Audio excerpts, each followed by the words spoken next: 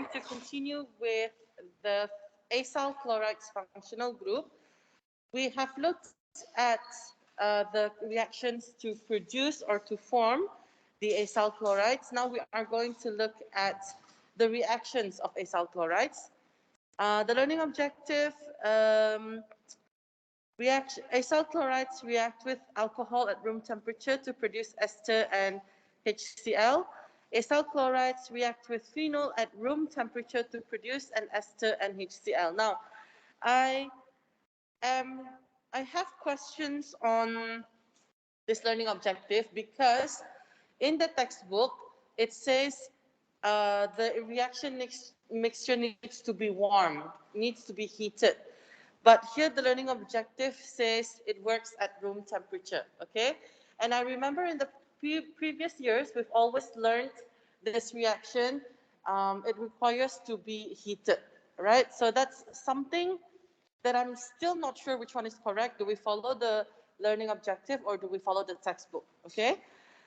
Describe the reaction with acyl chlorides to form esters. So as you can see, acyl chlorides react with alcohols and phenols to form esters. This is a reaction that we have already seen earlier on when we looked at the functional group of ester. It was brief and short, but it works just like a normal esterification process, except this works better because one, esterification is a reversible process. For carboxylic acids and alcohol, it's a reversible process, but this reaction goes to completion.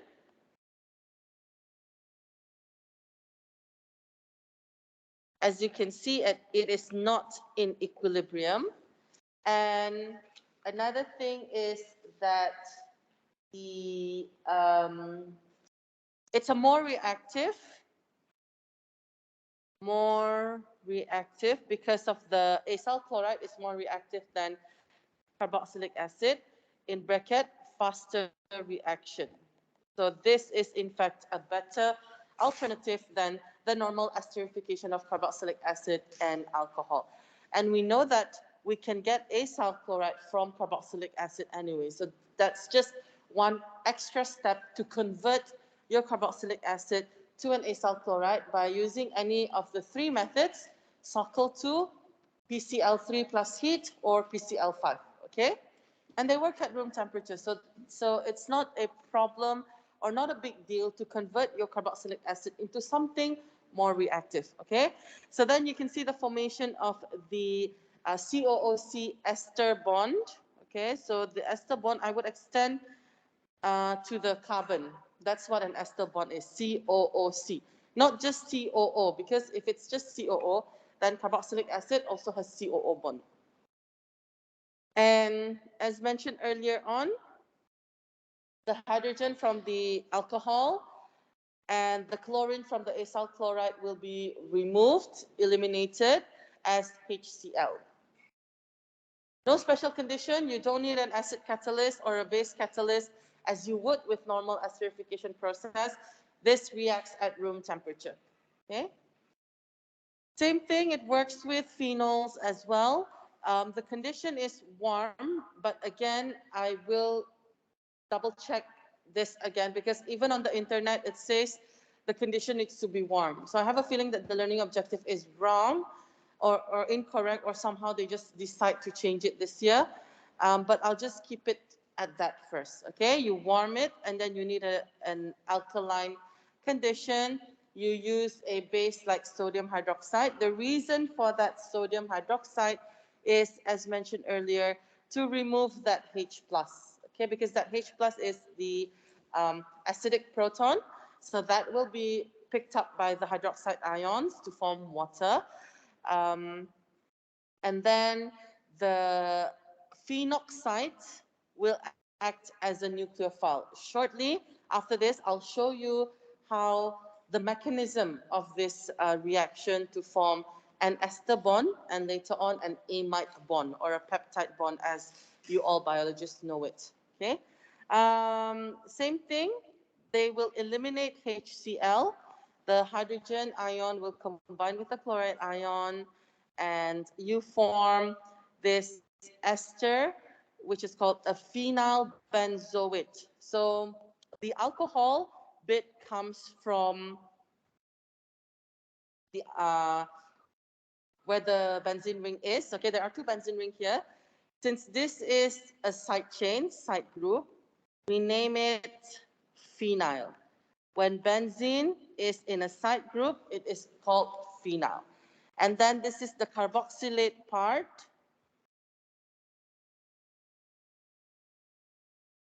That's why we call it benzoate. So that's the benzene name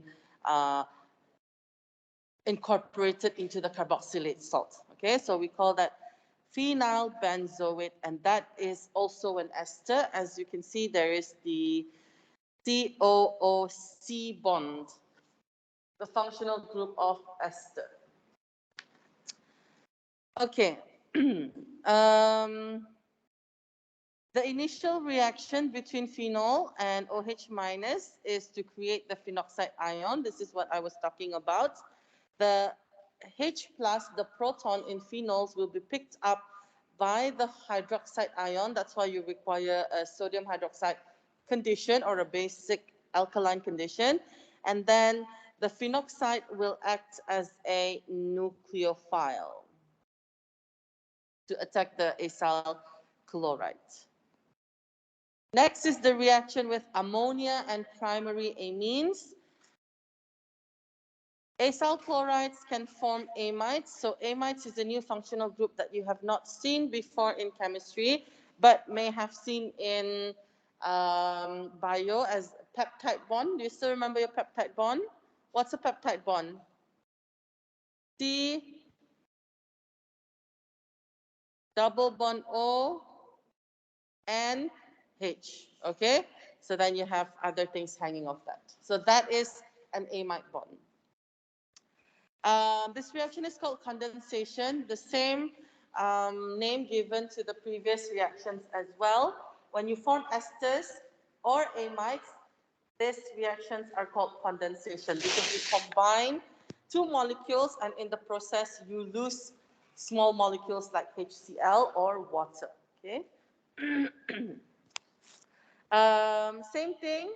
The nitrogen in ammonia and amines has a lone pair of electrons which can be used to attack the carbonyl carbon atom in the acyl chloride. So ammonia and your amines are acting as nucleophile, just like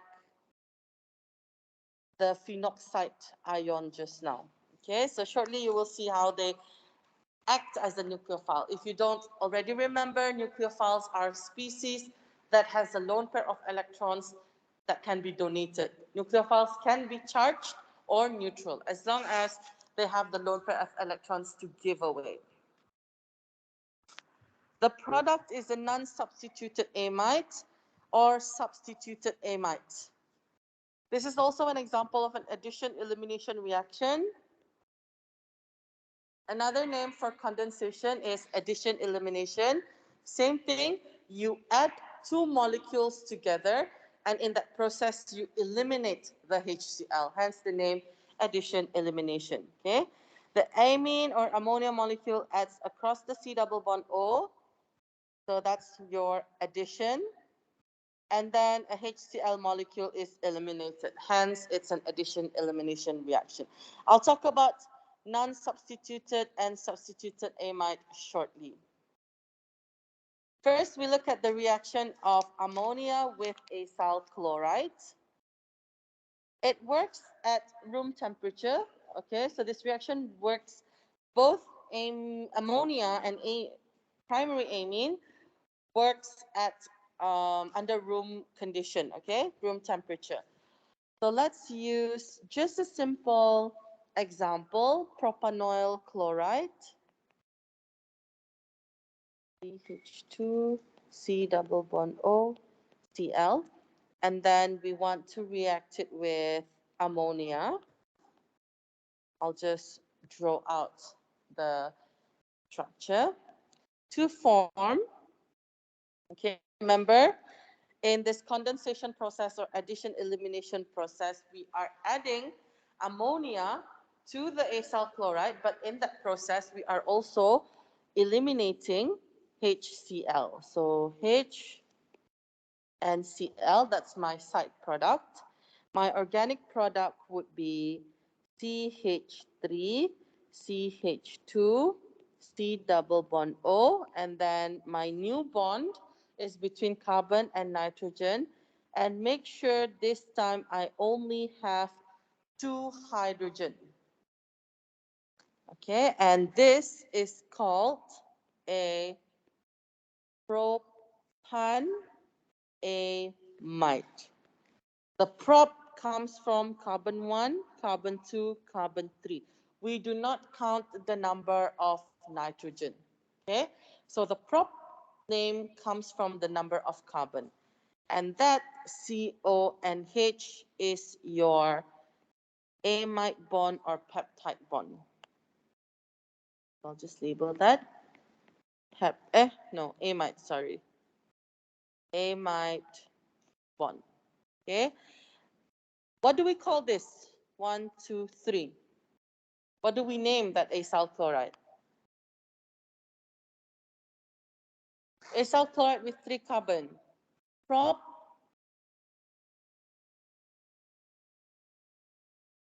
How do we name acyl chloride? Propanoyl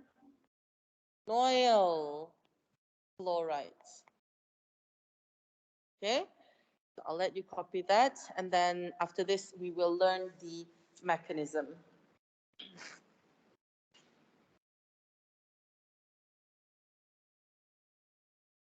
So this is what it means by a non-substituted amide. It is a non-substituted amide. What does it mean? Substituted amide.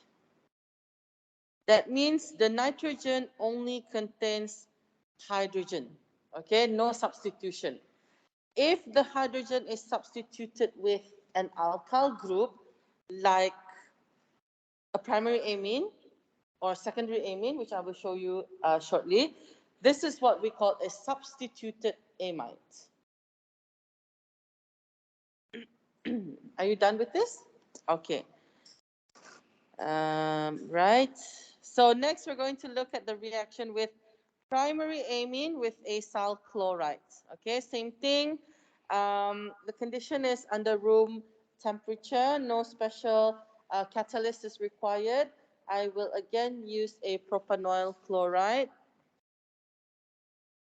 Or maybe I will label this first because there are 2. The first one is with primary amine. And the second one later, adakah secondary amine? Okay, I have secondary amine later on. So just make sure you leave some space for secondary amine, yeah? Okay, so starting with the same propanoyl chloride. This time I'm going to use a primary amine. What does it mean to be a primary amine?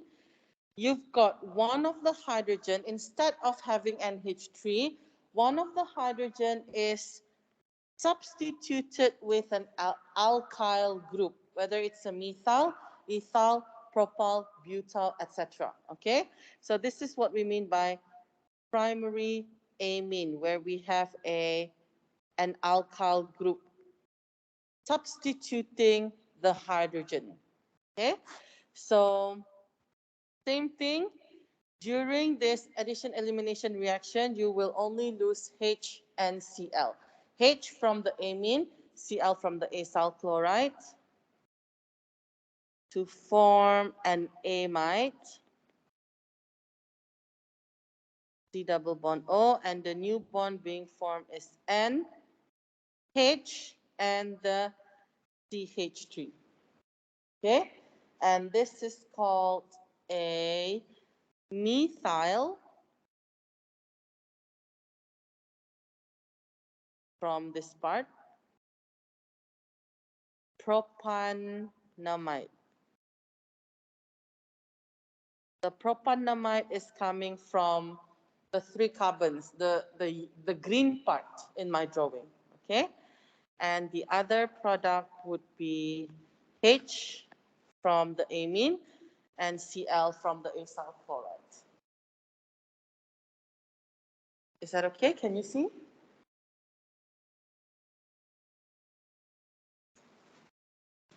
This one is my carbon numbering. Don't get confused.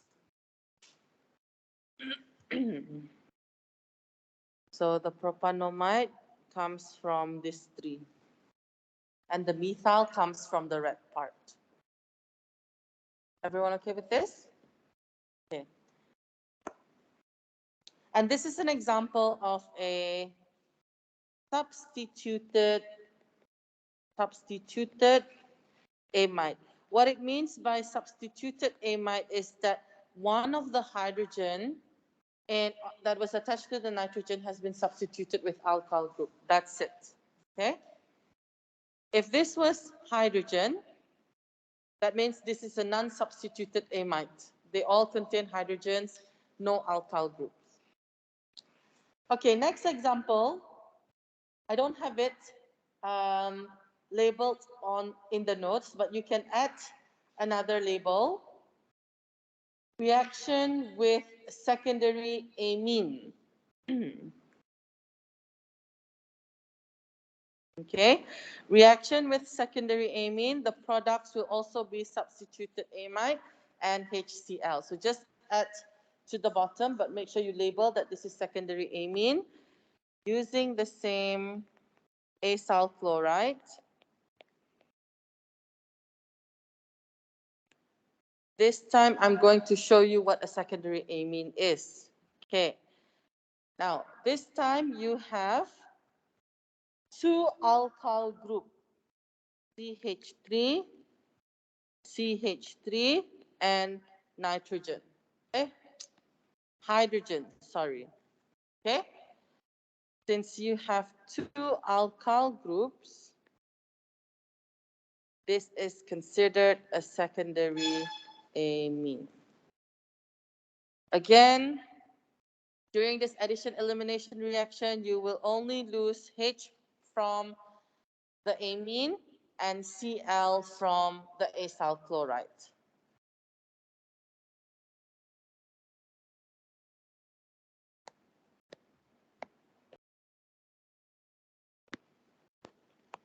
And then to form an amide, make sure you do not leave out any side group hanging on the nitrogen, okay?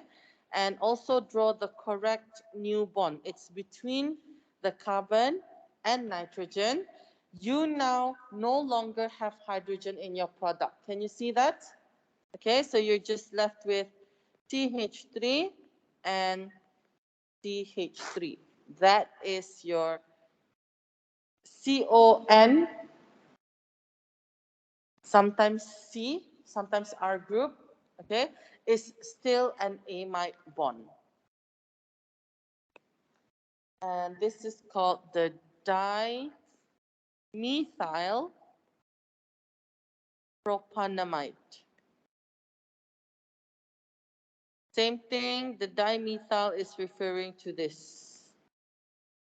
And the propanamide is counting the carbon, carbon 1, 2, 3. Don't forget your HCl plus H from the amine and the Cl from the acyl chloride. So I've purposely color coordinate my drawings.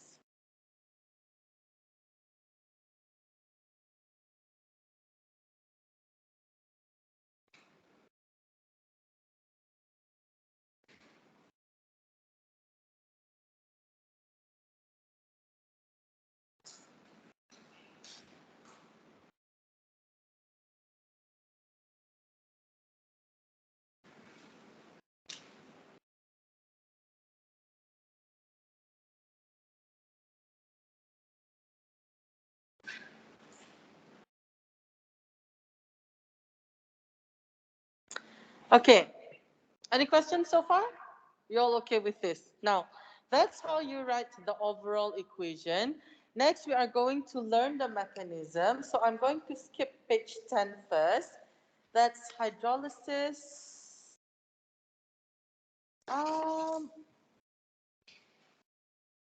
Let's see. Okay, maybe I can talk about page 10 a little bit, because that will be useful for the mechanism. Okay, so another reaction that acyl chlorides can undergo is called the hydrolysis. I think you all are familiar with the term hydrolysis. Hydro means water. Water is involved to break some kind of a bond in the acyl chlorides. Okay, so hydrolysis on addition of water at room temperature to give the carboxylic acid and HCl. Before we look at hydrolysis, I want you to look at the structure of an acyl chloride, particularly the COCl, because that's the functional group of COCl.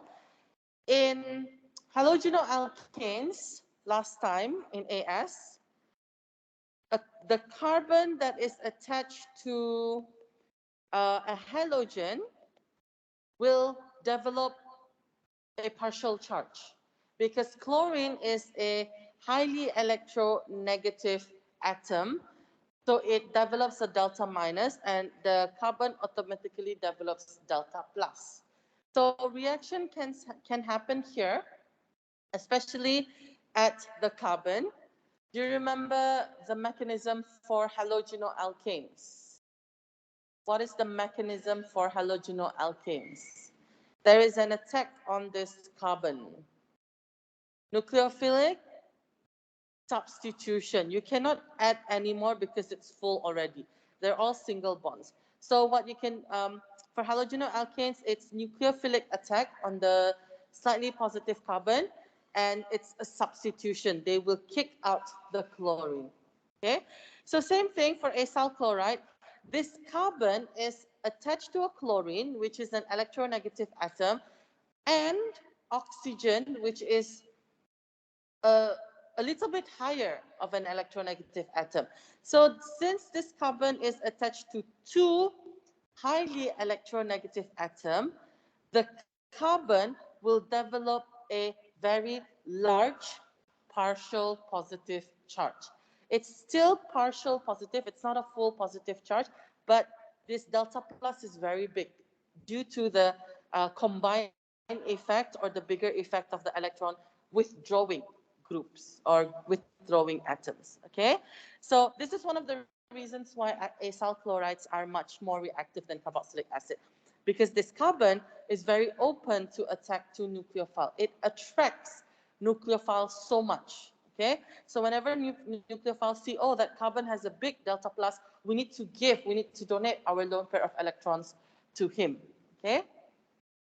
The electron withdrawing chlorine atom gives the carbonyl carbon a relatively more partial positive charge. So that means I would say would give the carbonyl carbon a bigger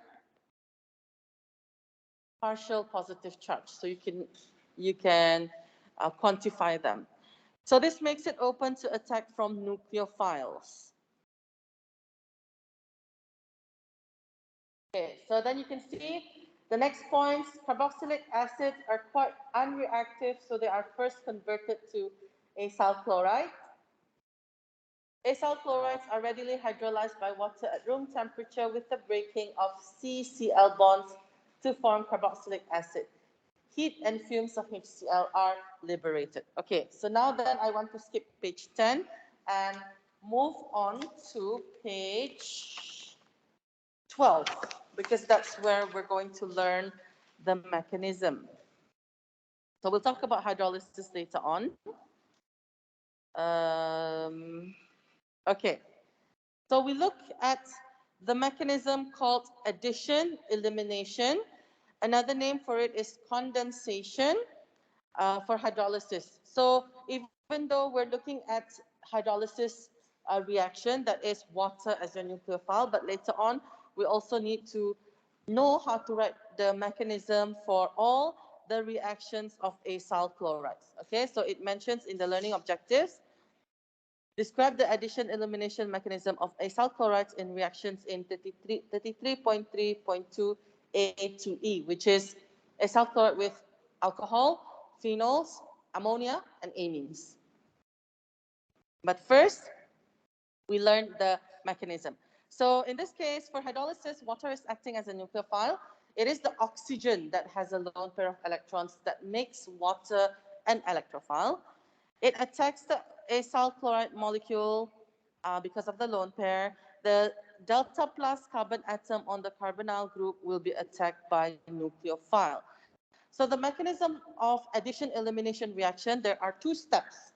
The first step is the addition step. Okay, that's the nucleophilic attack, nucleophilic addition. And the second step is the elimination, which follows the name of the reaction. Okay. Right, first thing, we will draw the nucleophilic addition. So I will start with, I don't know why they like to use propanoyl chloride. So C double bond O, Cl. Before you start any attack, you must complete the dipoles on your structure, acyl chlorides. Without these dipoles, the attack probably wouldn't happen. Okay, so my water will be in red. Okay, a few things that we need to remember from your introduction to organic mechanism. When you have a bond, A and B, and one is delta plus and the other one is delta minus, the pair of electrons will go to the more electronegative atom. Okay, so what do they become? B will now become charge or neutral. B now gets the negative, B now gets the pair of electrons, so B will be negative and A will be positive. Okay, so we're going to use that concept here. Okay, so you also need to draw the lone pair of electron because the lone pair is the one that is being donated. Okay, so water as a nucleophile, it donates its lone pair to that carbon. So you can imagine the carbon-oxygen bond will be formed, and that makes carbon to have 5 bonds. Okay, so that means one of the bonds need to be broken, and the next bond that will be broken is one of the double bond. So one bond from the C double bond O is broken, and a pair of electrons will be given to that oxygen. Okay, so then I have an intermediate that looks like this. Okay, my Cl is still there. My new bond being formed is here. All right, now what is the charge on my oxygen, my green oxygen now? It receives a pair of electrons, so it must be positive or negative? Negative. It has received the electrons. What about the red oxygen here? It gives away its electrons, so it becomes positive. Okay, this is how addition, the addition step of this mechanism. The next part is the elimination. So I am going to copy this down. This is macam like an intermediate if you would like to see it. Yeah, I'll let you copy first. There's not much explanation here. You just have to be careful with the partial charges and the full charge. There is a negative charge on the green oxygen on top, and there is a positive charge on the red oxygen at the bottom. And next part is we need to do something to get rid of these charges, okay? Because we want our final product to be a neutral product. Are you ready to move on to step 2? Okay. Step 2 is elimination. So I will copy down my intermediate, okay?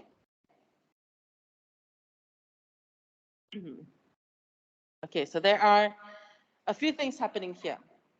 Okay.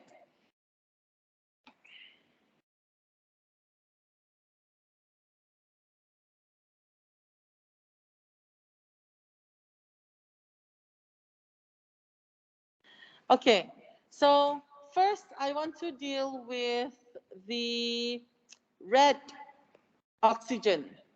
It's currently it has a positive charge, so it wants electrons. Okay, where can I get the electrons from? Where can the red oxygen get the electrons from? From the OH bond. Remember, we need to release hydrogen, right? So that OH bond breaks. Maybe another one, okay? So the OH bond breaks, it doesn't matter which OH bond. And then the hydrogen will come off as H plus, as we have learned just now in the when we look at the overall reaction. Okay, then I need to deal with my green oxygen on top. It has a negative charge. I need to give it away. Okay. If you remember, the product of this reaction would be an ester bond. COO. No, sorry. This is a carboxylic acid. So I need a C double bond O still in my product. Okay. So to get rid of this negative charge, I donate back the lone pair to reform the C double bond O. However, how many bonds will I have? 1, 2, 3, 4, 5. Yeah? One bond needs to be broken. Who am I releasing here? The Cl. Okay? So as I reform the double bond, I need to break the carbon-chlorine bond. The chlorine now gets the electron. It becomes Cl minus. So can you see where I get the HCl from? Okay, so this is the thing about mechanism. It looks like, oh, easy, I just lose HCl. But actually, you need to go through a process to release the H plus and to release the chlorine from the molecule. So then I form, maybe I want to change the color of this arrow. Oops. Purple.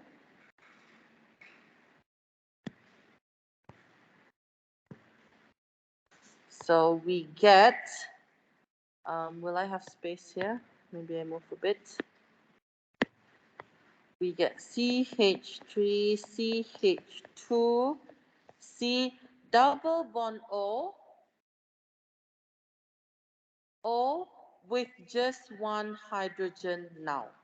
Okay, and the HCl is, maybe I put it down here so that you don't get confused. Okay, and that works with any reaction, any nucleophile we are going to use, which is what we're going to do in the next page, the last page, page 13. Okay, are we ready? Okay, so for page 13, we are going to write down the addition-elimination mechanisms for other reactions. First, we're going to look at alcohol with acyl chloride. So an example that we're going to use is ethanol and propanoyl chloride. Okay, so let's start with that. CH3, CH2, C double bond O, Cl. And then my ethanol is OH, CH2, CH3. Okay? Before we start drawing any arrow, we need to draw out our lone pairs, draw out our delta minus, delta plus. Okay? So you tell me, what's the first attack? What's the first step? Following what we have just learned. The lone pair?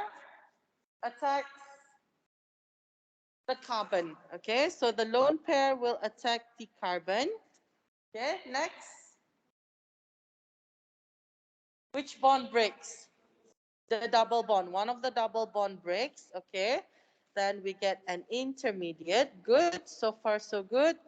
CH3, CH2, CCl. Oxygen now becomes a full negative. You form a new bond, CH2, CH3, and hydrogen. And the bottom oxygen now has a full positive charge. Okay? You can draw the lone pair of electrons on the oxygen, no problem. I'll let you copy first.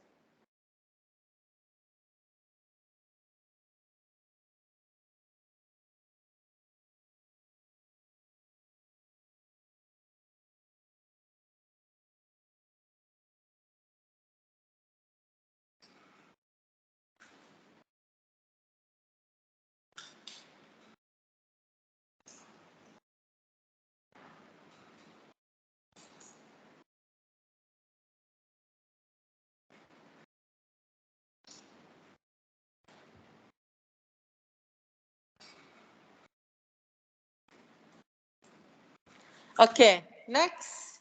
What's the next step? The next step, it doesn't matter. There are a few steps happening. What do you want to start with? The red, let's start with the red oxygen. How do we remove that positive charge? The bond, which bond? Hydrogen oxygen bond breaks, okay? So it donates its electrons to the red oxygen. Next, what about the green one? The lone pair reforms the double bond. And lastly, which bond breaks? CCl bond breaks. Okay, so then you get your final product. CH3, CH2, C double bond O, and then you've got the O, CH2, CH3, and your side products is the red hydrogen plus and the green Cl minus. That's how you get HCl.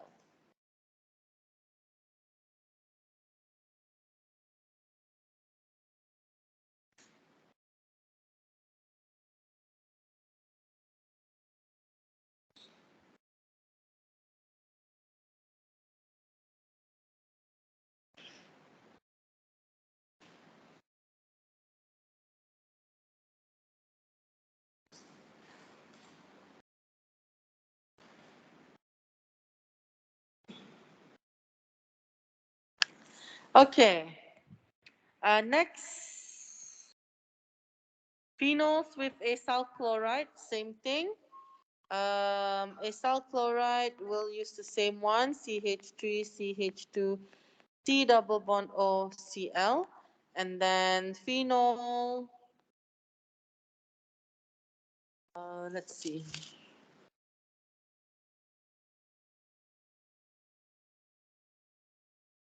Okay, so in this case, the phenol is already negatively charged, okay?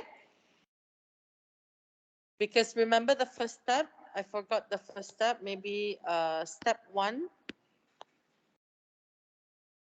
Step 1 is deprotonation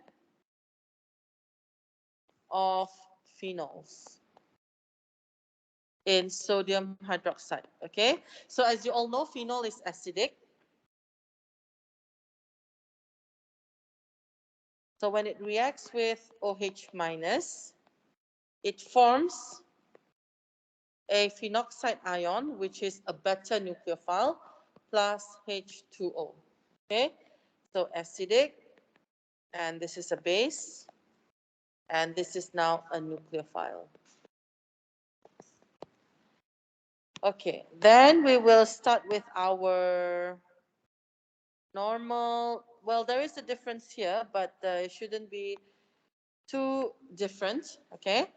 The attack is the same. The lone pair attacks, oh, sorry, before I start the attack, I need to label all my dipoles. The lone pair attacks the carbon, C double bond O breaks, then I form an intermediate with a negative charge on the top oxygen.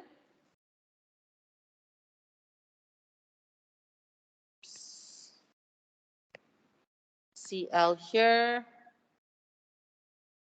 oxygen. Now my question is there any charge on this oxygen? Will there be a charge on that oxygen?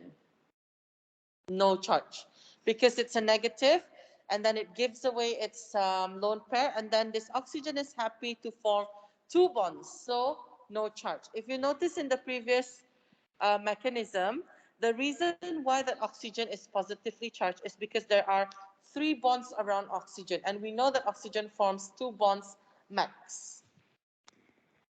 So that's why if you see that the oxygen is happy with 2 bonds, then there's no charge. Okay, next part is to reform that double bond and to break the carbon-chlorine bond to form our product, which is CH3, CH2, C double bond O, and that. It's a phenol, 1, 2, 3. Phenyl propanoate.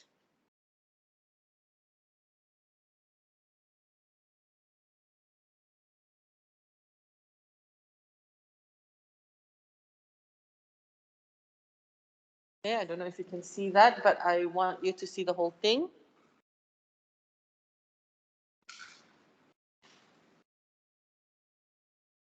Macam makin damit je drawing tu. I'll make it bigger, resize.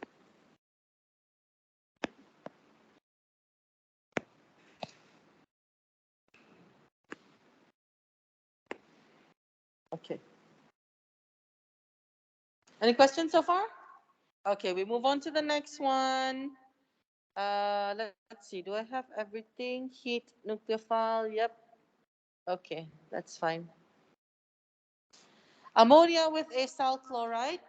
Same thing. We start with the same CH3, CH2, C double bond O, Cl. Label all my dipoles.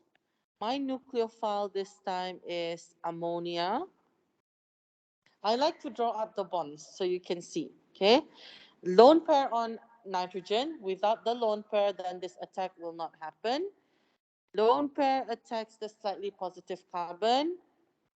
C double bond O breaks, because otherwise carbon would have 5 bonds to form CH3, CH2, C single bond O with a lone pair of electrons that came from the bond, Cl, and H3. Now my question is, will nitrogen have a charge or neutral in this case? Nitrogen usually form berapa bonds? 3. Here there are 4 bonds, so it would be positive charge. And also because it's neutral, it gives away its electrons, it then becomes positive. Then the next step, sama saja. C double bond O reforms, carbon chlorine break, hydrogen nitrogen bond breaks to cancel out that positive charge to form your final product, which is what we call an amide. C double bond O and H2. So you form H plus and Cl minus.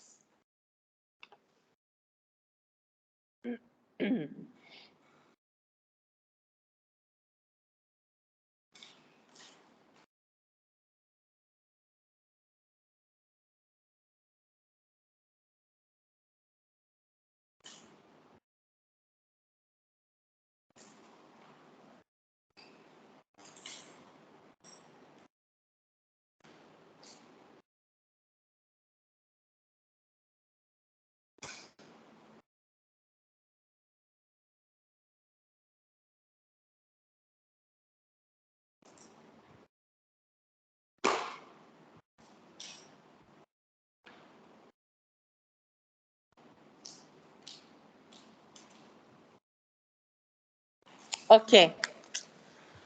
Next one, primary amine. It would be the same. Apa kan acid base. Oh, okay. Okay. What happened?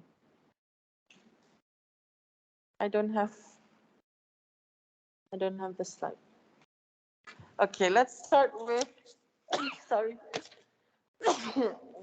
See, this is why we wear masks. Okay, same thing. This is primary amine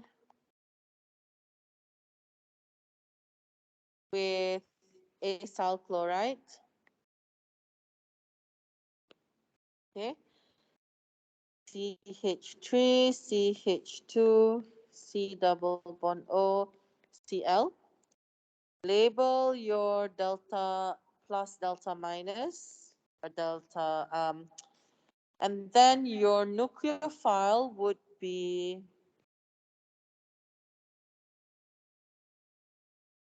CH3, just a simple nucleophile. This is an example of a primary amine where one of the hydrogen is substituted with an alkyl group.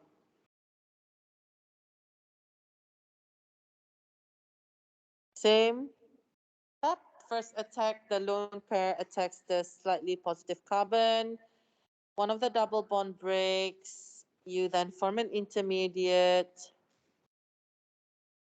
with a negative charge on the top oxygen. You form a new bond with the nitrogen, and it forms a positive charge. Next step, the double bond reform. The carbon-chlorine bond breaks, and the nitrogen-hydrogen bond breaks so that the pair of electrons is donated to the nitrogen to remove that positive charge. So then you form your final product, CH3, CH2, C double bond O, not enough space, and H, CH3. Okay, so you have one hydrogen less on the amine, and the side product is H plus Cl minus. Okay, so the idea is for a nucleophile, as long as it has a lone pair, then it can act as a nucleophile. So you can imagine the same procedure with secondary amine as well, right? So we don't have to draw that. Okay. Next, we move on. Since we still have time, we go back to page hydrolysis study, page 10. We've learned the mechanisms already. Okay, that's the mechanism.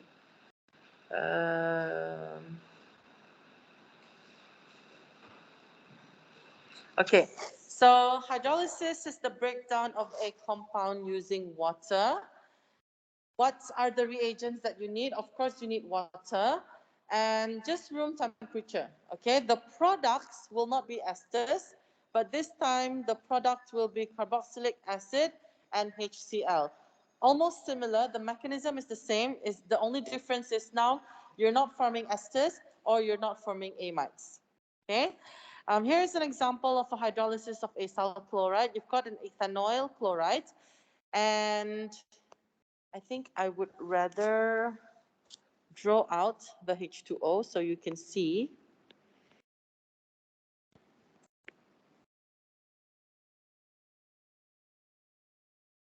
Okay, H2O, right. And when they undergo addition-elimination reaction, they will lose the HCl. So this time, you will form a COOH functional group, carboxylic acid. Okay, one thing that I forgot to mention is that formation of HCl, it appears as a hydrogen chloride gas, right? So it will be observed as steamy white fume. unless it's HCl aqueous, which is colorless.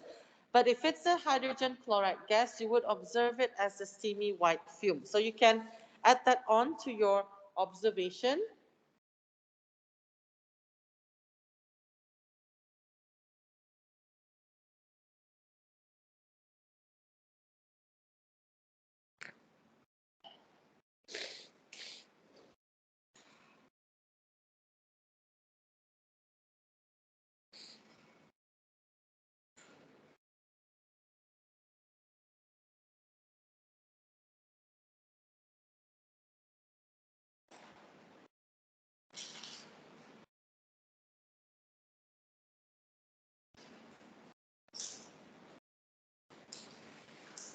Okay.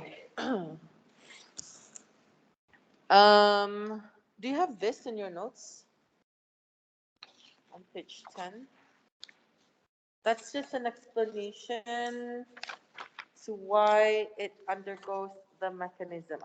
Okay, so you can copy this down.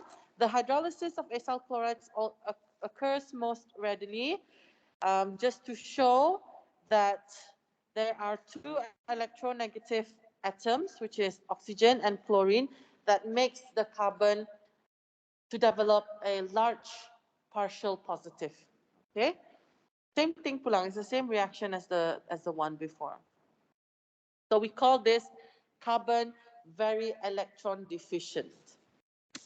In the next part, we are going to explain or look at the different ease of hydrolysis. That means how easy or how difficult is it to hydrolyze the COCl bond. And it all depends on the strength of the carbon-chlorine bond. As you saw just now in the mechanisms, we have to break the carbon-chlorine bond, right? So the reaction of hydrolysis or any other mechanisms, whether it's easy to happen or difficult to happen, it all depends on the strength of this CCl bond. Now, my question is, if the CCl bond is weak, is it easier or more difficult to break the bond? So CCl bond is weak. So would it be easier or more difficult to break the bond? Easier, okay? So if the bond is broken easier, that means the hydrolysis, the reaction happens readily. Okay, so that's what we're going to look at.